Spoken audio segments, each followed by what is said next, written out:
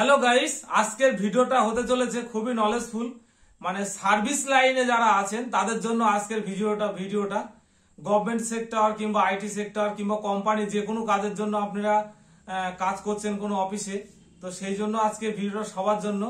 তো আপনি যদি কাজ করতে করতে সিনিয়র হয়ে যান তো আপনি তো বুঝতেই পারবেন যে জুনিয়র লেভেলের। আপনি যদি মনে করেন কাজ করতে করতে বড় হয়েছেন এবং আপনি জুনিয়রদের মানে জুনিয়র কালের কথা আপনি ভুলে গেছেন, তাহলে কিন্তু ভুল করছেন। আপনি যদি সিনিয়র হয়ে থাকেন, আপনার উপরে যদি কোম্পানি দায়িত্ব দিয়ে থাকে, তো আপনার কর্তব্য হচ্ছে জুনিয়রদের সঙ্গে মিশে তাদের সঙ্গে ভালোভাবে কথা বলা। তার সঙ্গে যদি রুক্ষভাবে কথা বলেন তো সেই ক্ষেত্রে জুনিয়রদের তো আরো মাথা গরম হবে। তো সেই জন্য আমি বলবো যারা সিনিয়র আছেন তারা যদি জুনিয়রদের সঙ্গে নরমভাবে কথা বলে এবং তাদের সঙ্গে যদি ভালোভাবে সুসম্পর্ক বজায় রেখে যদি কাজ করে, তাহলে কিন্তু অনেক সহজে অনেক বড় বড় কাজ নামানো যায় একটা টিম ওয়ার্ক বেসে। দেখুন, একটা কাজ করতে গেলে আপনি কখনোই একা পারবেন না। আপনি যদি সিনিয়র হয়ে থাকেন নিশ্চয়ই আপনার নিচে আরো কিছু 10 জনা 20 জনা 100 জনা এরকম আপনি কি লিড দিয়ে কাজ করাবে আপনার সিনিয়র হিসেবে। তখনই কিন্তু আপনার সিনিয়র দেবে এবং তার জন্য আপনার কিছু মায়নাও বেশি দেবে।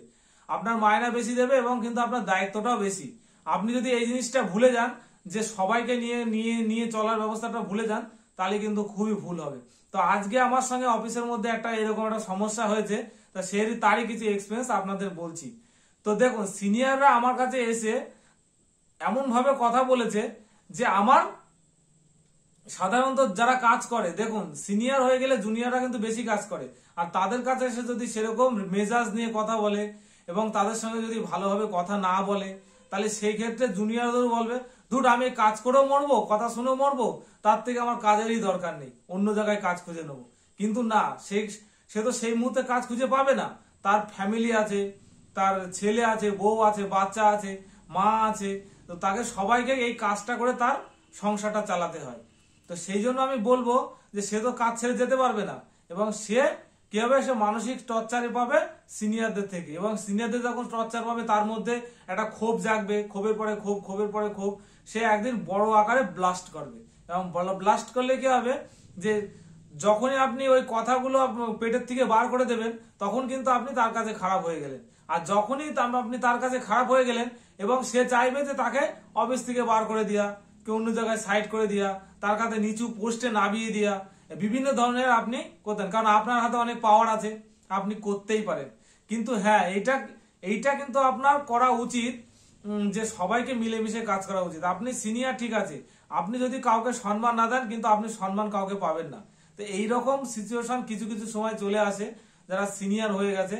দেখুন, আমি সিনিয়র, আমার উপরে 2 জনা সিনিয়র, তার উপরে 1 জনা সিনিয়র, কিন্তু আপনার নিচেও আরো 3 জন 5 10 15 জনা জুনিয়র।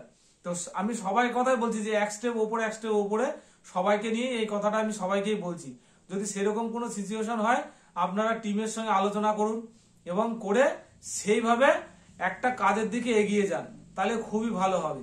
আর আপনি যদি ইগো নিয়ে চলেন যে হ্যাঁ আমি সব, আমার এই কোম্পানি আমাকে সিনিয়র হিসাবে রেখেছে, এটা আমার বাড়ি, তাহলে পরে আপনি ভুল করছেন। আপনি যেটুকুনি 8 ঘন্টা কি 9 ঘন্টা অফিসের মধ্যে আছেন সেই ঘন্টা আপনার লেবারদের সঙ্গে সেভাবে চলাফেরা করুন। আর আরেকটা কথা আমি বলবো যে আপনাদের বাড়িতে কোনো ওয়াইফ হয়তো অফিসে কাজ করে, কিন্তু আপনার হাজবেন্ড অফিসে কাজ করে, কিন্তু হাজবেন্ড ওয়াইফ দুজনে অফিসে কাজ করেন, তাহলে কি হবে, অফিস থেকে যখন ফিরে আসছেন তাহলে অবশ্যই তার উপরে একটু সহানুভূতি দেখাবেন, ঠিক আছে? তাহলে পরে আপনাদের ফ্যামিলির যে মানে একটা পরিবেশ, সে অফিস থেকে এসে অফিসে যদি কোনো খারাপ কিছু হয়েও থাকে তার কাছে সে যখন আপনার বাড়িতে আসছে, বাড়িতে আসলে পরে তার ভালোবাসায় কিন্তু সে অনেকটা উপকৃত হবে এবং সে কিন্তু নিজের থেকে একটু আনন্দ ফিল করবে এবং পরের দিন সে কাজে যাওয়ার জন্য আগ্রহ বাড়বে এবং তার মধ্যে অনেক ধৈর্যও বাড়বে। মানুষের ধৈর্য কখন জাগে, যদি আপনি ফ্যামিলির মধ্যে গিয়ে যদি ভালো সম্পর্ক না করতে পারেন, তাহলে তো আপনার বাইরে গিয়ে সমস্যা আসতেই পারে। কারণ আপনি বাড়িতে যে অশান্তি করে যাবেন সেটা অফিসের মধ্যে থাকবে, মাথার মধ্যে এটা কাজ করলে পরে আপনার মেজাজ খিটখিটে হবে।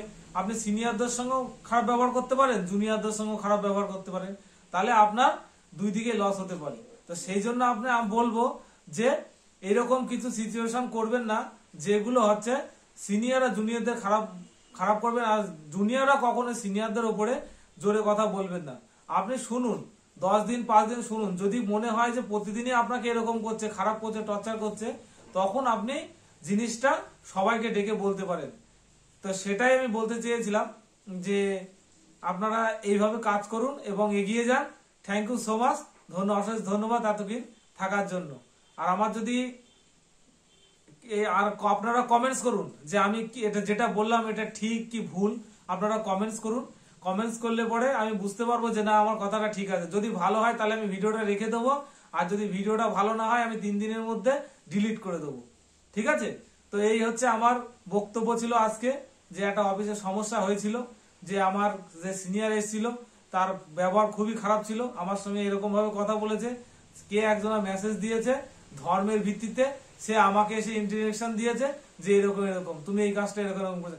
আগে সে সেই কাজটার উপরে যাচাই করেনি, ভিত্তি করে করেনি, এবং আমাকে এসে উল্টো গরম দিয়েছে। এবং আমি তাকে দুটো কথা বুঝিয়ে বলেছি, তার সঙ্গে গালিগালাজও করিনি, দুটো কথা বুঝিয়ে বলেছি। সে হয়তো বাড়ি যাবে, গিয়ে এটাকে ভাববে রাত্রি ঘুমা।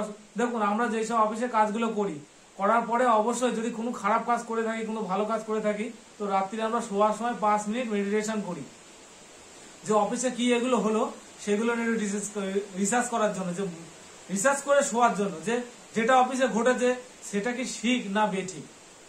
বুঝতে পেরেছেন? তো আমি আজকে তার সঙ্গে এরকম, উনি আমার সঙ্গে খারাপ ব্যবহার করেছে, ওনাকে আমি দুটো কথা বলেছি। অবশ্যই হয়তো তিনি যদি ফেসবুকে ভিডিওটা দেখে থাকে, তো উনি রাত্রিরে শোয়ার সময় একবার চিন্তা ভাবনা করলেও করবে। সেই জন্য ভিডিওটা আজকে আমি কারেন্ট আপনাদের মধ্যে ছাড়লাম। আর হচ্ছে আমি চাই যে ভিডিওটা সে যত ফেসবুকে দেখে এবং দেখে সে যত বুঝতে পারে যে কি ব্যাপারে এই সমস্যাগুলো হচ্ছে, তো ভবিষ্যতে যদি না হয়। আর আমরা চাইবো সবাই এক হয়ে টিম ওয়ার্ক বেশি কাজ করতে, ধর্ম নিরপেক্ষ হবে, হিন্দু, মুসলিম, খ্রিস্টান, বৌদ্ধ, একটা অফিসে নানান ধর্মের মানুষ থাকে, সবাইকে একজন সিনিয়র হলে সবাইকে সমান প্রায়োরিটি দেওয়া উচিত। Thank you so much. যদি ভালো লেগে থাকে এরকম রিলেটেড ভিডিও পাওয়ার জন্য লাইক, কমেন্ট, শেয়ার করবেন এবং আমাকে ফলো করতে ভুলবেন না। Thank you so much. Good night, সবাইকে ধন্যবাদ।